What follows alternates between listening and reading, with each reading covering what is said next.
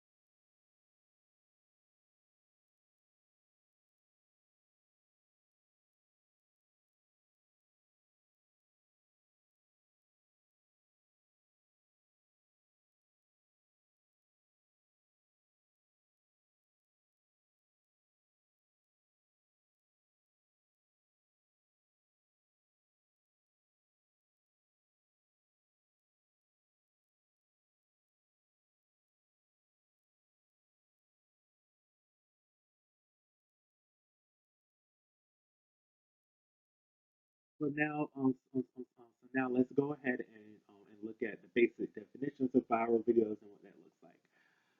So the definition of a viral video, it receives a large number of views, usually in a relatively short period of time, and then this could be assessed by two factors.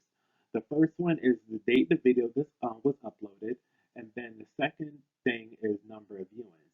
So, for example, when you look at videos on YouTube, you can see usually at the bottom left-hand corner of the actual music video, you can usually see when the day of that video was uploaded, and then usually below that you can see the number of viewings the video was seen. The second point that we have is viral videos generate a significant number of responses. So we have a quote from the authors Warnick and Heinemann. And so they state what separates a viral video from others is in which the video is taken up in both traditional and media outlets.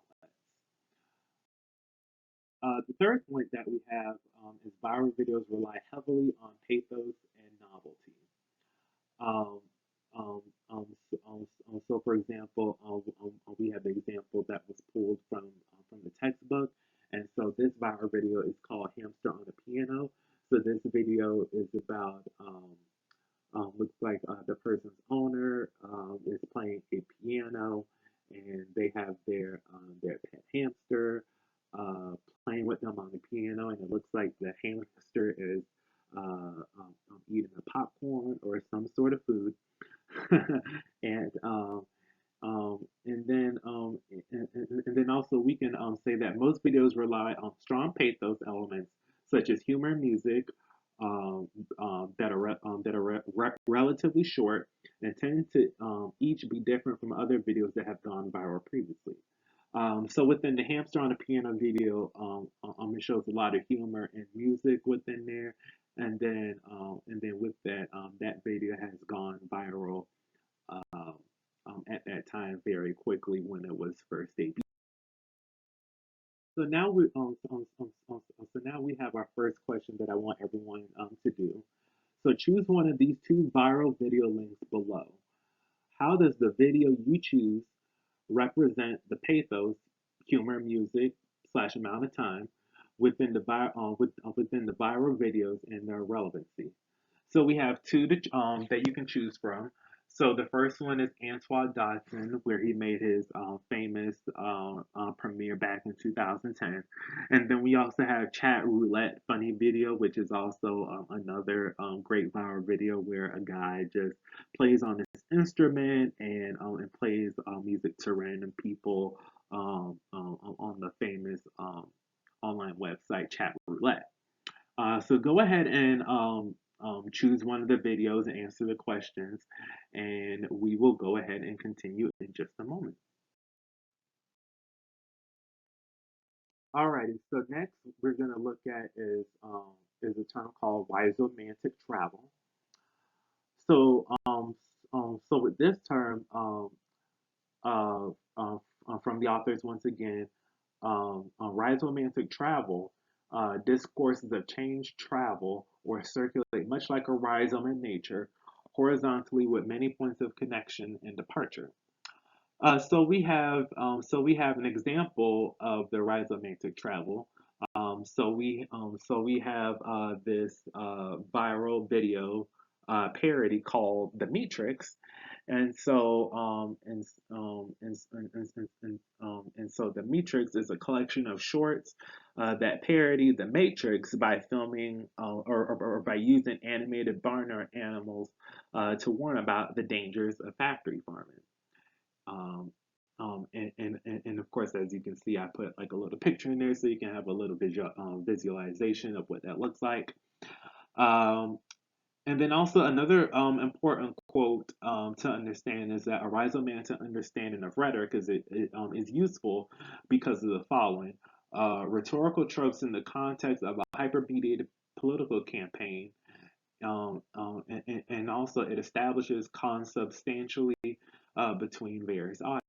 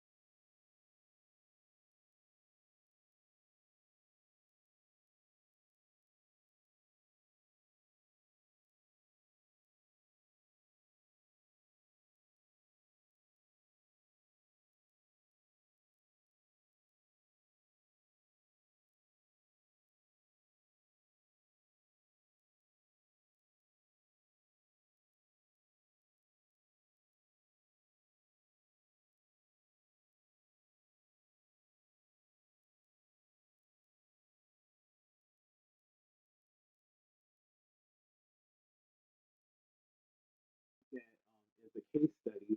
And so this is Lady Gaga's "Don't Ask, Don't Tell" campaign. So of course, if you're not familiar with Lady Gaga, uh, she is she is one of the most famous artists since 2010. She has she's won several awards and Grammys, and popular um, one of her albums is called Fame Monster.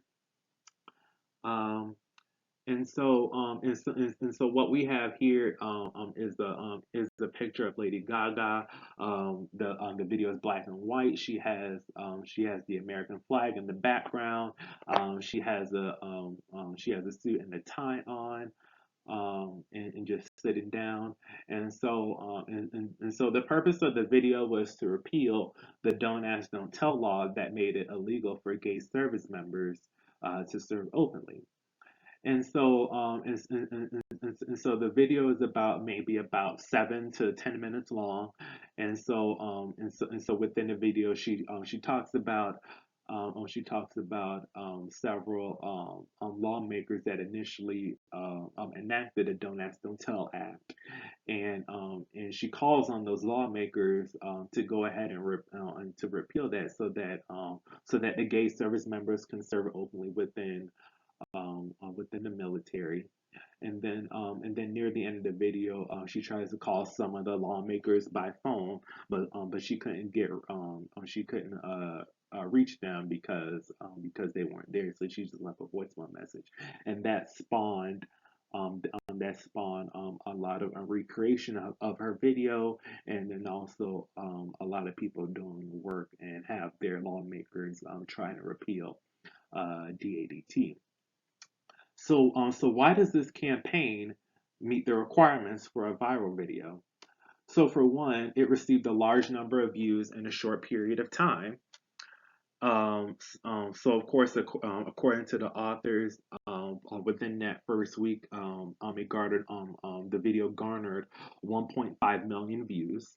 So that's a lot of people that viewed the video. And then the next part is it garnered attention through various media outlets and replies to YouTube users. So when you look at any YouTube video that you may look, you scroll down at the bottom and you can comment on the video. You can reply saying that like this is you can say, hey, this is a really cool video, or you didn't like it, or you can like have your little stance on it. So it's kind of like another social media outlet as well, but except like it's just for videos and music and so forth.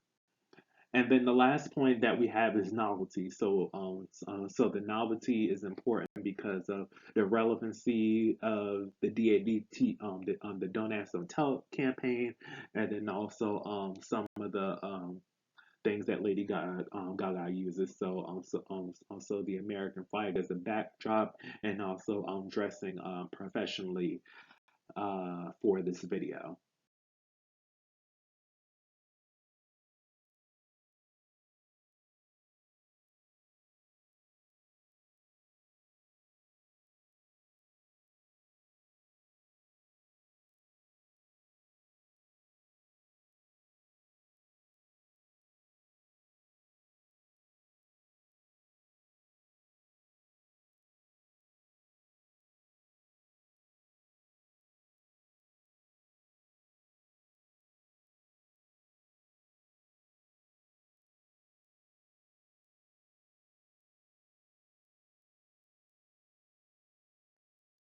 Alrighty, so the last section of the chapter that we're going to talk about is circulation memes and viral videos.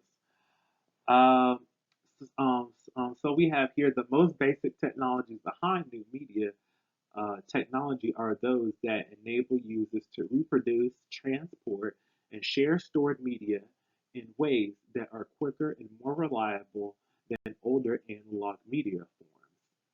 And so we have here we can think of examples so for example, smartphones copy and paste the materials from a Word document to a PowerPoint, and then also that reply all button that we hit when we send emails out to colleagues, friends, what have you. And so why is this important? Um, so the first reason why it's important is because it makes it very distinct from popular media in other contexts. And so when you look at it, you can think on the popular ratings company, which is Nielsen. And so what they do is they usually go ahead and they usually choose like a Nielsen family, and that family will go ahead and just log their information in terms of what they're looking at, what's popular, what's working from them, what's not, and so on. And so when they send that back to Nielsen, they can go ahead and analyze that and make that distinction regarding media and what everyone is talking about. Um, okay, so we have the second point, adopting a nuanced view of circulation and the technology that enables these processes. And so we have we have the basic definition of a meme. So the study of memes and language has its roots in the study of ancient rhetoric, and is presently most often associated with repeating phrases, videos, images, and other discourse on the internet. And so now we're going to look at some memes and just analyze those. Um, and so here we have a meme with Betty White on it. So with the current crisis that's going on, this is a funny meme that someone came up with regarding Betty White, and it says, "Don't worry about me. I spent 7 years in the same house as Blanche without catching a deadly disease." And so from this quote, memes capture the discursive procession of ideas in vibrant, transformative fashion. So this is vibrant and transformative because not only it talks about um, Betty White and what she did on the show Golden Girls, but then it also they just make it a fun and humor moment during this crisis.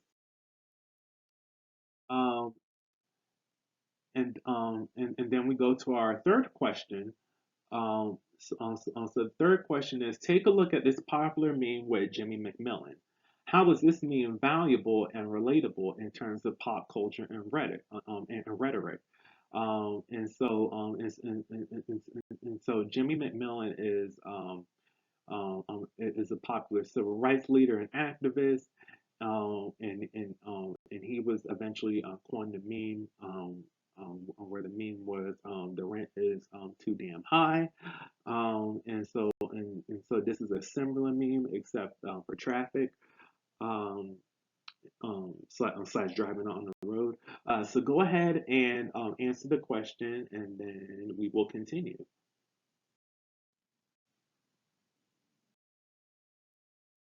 All right. So, um, um, so overall, the summary of this presentation um, for this chapter is one, the features and functions of viral videos, rhetorical criticism, and then the last point, circulation of the viral videos and memes. So I hope you enjoyed this presentation. I hope you gained a lot of insight from it. And to leave you off, I put this wonderful meme from Oprah. So it says, "You get a meme, you get a meme, you all get a meme." So I hope you have a wonderful day and see you in class.